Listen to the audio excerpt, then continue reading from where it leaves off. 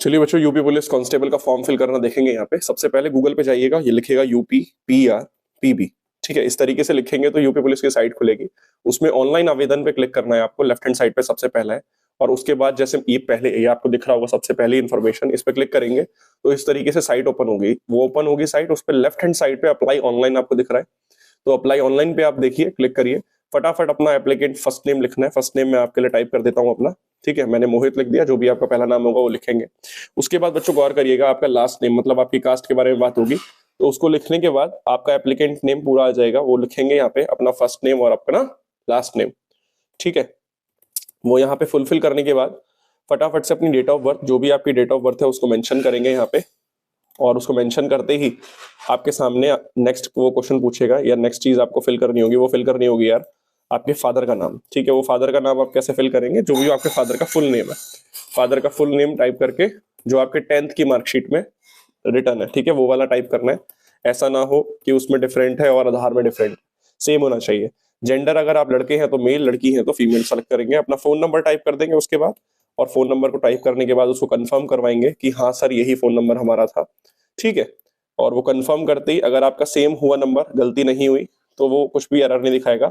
Otherwise वो गलती के लिए ऐसा एरर दिखा रहा होगा, जैसे हम मान लेते हैं, हाँ वो लिख कर आएगा कि ये डजंट मैच, मतलब मोबाइल नंबर मैच नहीं हुआ। तो उसके बाद ऐसे आ जाएगा। अगर मैच हो रहा होगा तो वो कुछ भी नहीं कहेगा। अब आधार में आप आधार नंबर फटाफट से लिख देंगे। अपने आधार कार्ड में आपका 12 डिजिट का नंबर होगा, उसको टाइप करेंगे। तो सबका डिफरेंट होता है, कहीं यहीं से टीप लो मेरा वाला, वैसे मैं ब्लर करूंगा इस इन्फॉर्मेशन को।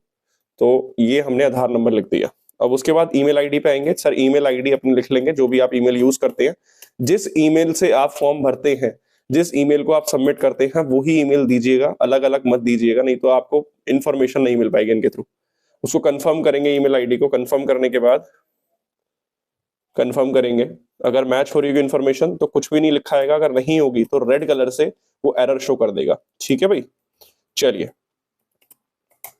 अब ये हमने टाइप कर लिया। अब हम आगे बढ़ते हैं। नेशनैलिटी में इंडियन ही लिखा आएगा, बिल्कुल इंडियन सेलेक्टर। इन्फॉर्मेशन में वो पूछेगा कि आप यूपी से बिलोंग करते हैं या नहीं करते हैं, यूपी के मूल निवासी हैं या नहीं है, ये देखो लिखा आ रहा है ना यहाँ पे।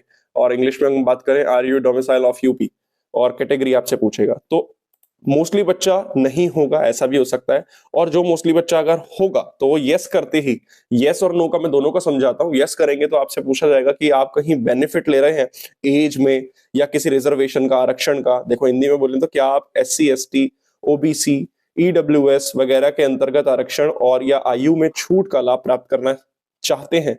तो अगर चाहते हैं तो यस करते ही आपके सामने ये इंफॉर्मेशन ओपन होगी कि आप अपनी जो भी सर्टिफिकेट है वो किसने इशू करा था, तहसीलदार ने, SDM ने, किसने करा था वो जल्दी से बताइए। और वहां पे इशुइंग डेट दिख लीजिए जो आपके सर्टिफिकेट पे लिखी होगी। उसके बाद उसका सर्टिफिकेट नंबर जो कि लेफ्ट हैंड पे टॉप साइड पे आता है वो लिखेंगे। उसके बाद सर होम डिस्ट्रिक्ट, किस होम डिस्ट्रिक्ट से बिलोंग करते हैं, किस जिले में आपका घर है, कहाँ रहते हैं, ये तो हो गए उन सब के लिए बात। और उसके बाद सर अगर ये बच्चा यूपी से नहीं है, नो करता है, तो नो में कोई दिक्कत नहीं है, बस आपको अपनी स्टेट या अपनी यूटी सेलेक्ट करनी है, कहां से बिलोंग करते हो। तो नो बोलते ही जैसे हम मान लेते हैं हम दिल्ली सेलेक्ट करना चाहते हैं, तो एनसीटी दिल्ली हमने सेलेक्ट किया। और उसके बाद बाय डिफॉल्ट जनरल कैटेगरी से ही ट्रीट करे जाएंगे आप। ठीक, तो उम्मीद करता हूँ समझ आया होगा। कहीं से भी हो भर सकते हो फॉर्म को कोई भी दिक्कत नहीं है। अच्छा, इसी के साथ साथ एक इन्फॉर्मेशन देना चाहूंगा मैं। अभी आपको पता होगा कि मैं अनअकैडमी पे क्लासेस देता हूँ, रीजनिंग की फ्री क्लासेस हैं। यहाँ पे आपको दिख रहा होगा लैपटॉप की स्क्रीन पे कि ये मेरी कुछ क्लासेस हैं जो मैं देता हूँ। यूपी पुलिस कांस्टेबल के लिए भी हेल्पफुल है, SSC GD के लिए भी हेल्पफुल है, और ये सारी क्लासेस बिल्कुल फ्री हैं और डेली क्लासेस चल रही है शाम को 8 बजे। लिंक डिस्क्रिप्शन में है क्लासेस का। चलिए अब फॉर्म भरते हैं दोबारा से। हाँ, तो यहाँ पे हाई स्कूल 10th जो भी बोर्ड से था आपका वो बोर्ड टाइप कर देंगे, जैसे हम CBSE लिख देते हैं अभी आपके लिए। ठीक, और उसके बाद भाई मंथ और ईयर, पासिंग ईयर लिख लेंगे, मंथ। और उसके बाद रिजल्ट स्टेटस पास होगा तो पास, अपना रोल नंबर टाइप करेंगे, रोल नंबर जो भी रहा होगा आपका ठीक है, वो रोल नंबर पास करने के बाद सर्टिफिकेट, मार्कशीट, सीरियल नंबर, वो मार्कशीट या सीरियल नंबर आप देख लेंगे, वहां पे मेंशन होता है। फिर इंटरमीडिएट मतलब 12th में कौन सा बोर्ड रहा, CBSE ही रहा, क्या रोल नंबर था सर, वो रोल नंबर कर लेंगे। ठीक है, अब रोल नंबर से पहले सर रिजल्ट स्टेटस में पास लिख लेंगे, और उसके बाद सर आपसे वही सीरियल नंबर पूछा जाएगा तो उसको भी आप टाइप कर लेंगे। उससे पहले सर एक चीज मिस हो गई, मंथ और ईयर ऑफ पासिंग। तो मंथ जैसे आप मान लेते हैं आपने 10th कब करी है वो लिखना है, ठीक है, पासिंग ईयर लिखना है, याद रखना। तो वो कर लेंगे फटाफट से और उसका मंथ लिख लेंगे। और 12th का भी सेम करेंगे कि 12th का पास करिए और उसका पासिंग मंथ लिख लेंगे। तो उसके बाद अगर आप आगे बढ़ते हो तो आपके सामने कुछ इस तरीके से आएगा कि आपके पास कंप्यूटर सर्टिफिकेट है, अगर है तो ठीक है, नहीं है तो नो करके आगे बढ़ेंगे, कोई दिक्कत नहीं है। क्या आपने कभी पहले 2 साल की न्यूनतम अवधि के लिए प्रादेशिक सेना में काम किया है? Have you served in the territorial army for a minimum period of 2 years? अगर यस है तो ठीक है, अदरवाइज नो करेंगे। क्या आपने राष्ट्रीय कैडेट कोर का बी प्रमाण पत्र प्राप्त किया है? Have you obtained B certificate of national cadet corps? अगर एनसीसी में आपने पार्टिसिपेट किया और आपके पास बी सर्टिफिकेट है तो यस, अदरवाइज नो। आगे बढ़ेंगे तो एड्रेस की इंफॉर्मेशन मांगेगा वो। एड्रेस में सर अपना अपना एड्रेस लिख देना बस फटाफट से, ठीक है। वो एड्रेस मैं यहाँ पे आपको लिख कर दिखा देता हूँ और ज्यादा टाइम नहीं लेंगे आपका। और जो भी आपको दिक्कतें आ रही होंगी आप वो, हाँ तो भाई उसके बाद जैसे ही आप इन्फॉर्मेशन सारी फिल कर लेंगे उसके बाद आपको इस तरीके से दिख रहा होगा, प्रीव्यू पे क्लिक करेंगे, ठीक है। उसके बाद ये सारा इन्फॉर्मेशन आपकी फिल हो गई है। अगर आपने कोई मिस्टेक नहीं करी है तो एक ही बारी में वो सारी इन्फॉर्मेशन फिल हो जाएगी।